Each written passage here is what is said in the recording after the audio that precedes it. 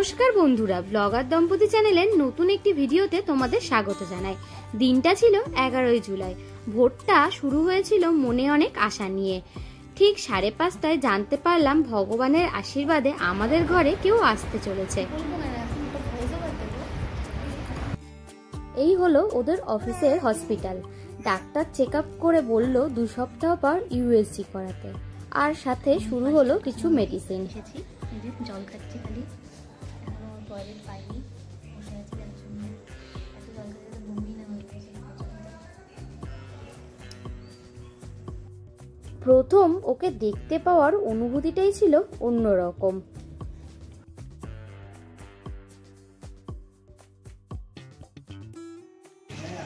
তো আজকে এসে গেছি আমরা সেকেন্ড আল্ট্রাসাউন্ড করতে, যেটা হবে কিনা এনটিএনবি।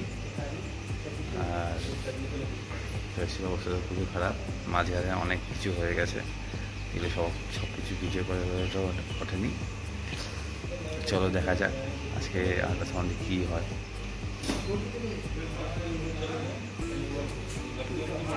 জল খাচ্ছে। এই হচ্ছে আমাদের এফআরআইয়ের আল্ট্রাসাউন্ডের ঘর, যেখানে হয়, এদিকে এক্সরে হয়। দেখতে দেখতে কেটে গেল আরও 85টা দিন। সেকেন্ড ইউএসজি করাতে গিয়ে ডাক্তার আরও ভালোভাবে ওকে নিয়ে আমাদের সাথে আলোচনা করলো। প্রথম হার্টবিট শুনতে পেলাম, সেটা আজও যেন কানে বাজে। ডাক্তার এবার আমাদের রেফার করে দিল প্রাইভেট হসপিটালে দেখানোর জন্য। তাই ডাক্তারের কথা মতন চলে গেলাম প্রাইভেট হসপিটালে ডক্টর দেখানোর জন্যে।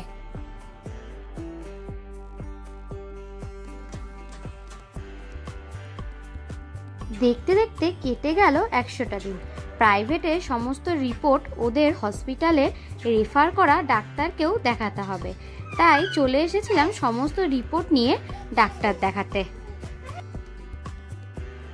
ডাক্তার দেখাতে এসেছি, সামনে পুজো, বাড়ি যাব। তো বাড়ি যাওয়ার আগে একবার ফাইনালি চেক আপ করিয়ে নিলাম। তো ডাক্তার তো বললো সব কিছু ঠিকঠাক আছে। এসে নিয়ে আবার একটা ইউএসজি আছে, তো এখন ওষুধ নেবো, সেই জন্যই বসে রয়েছি এখানে। মেডিকেল বুক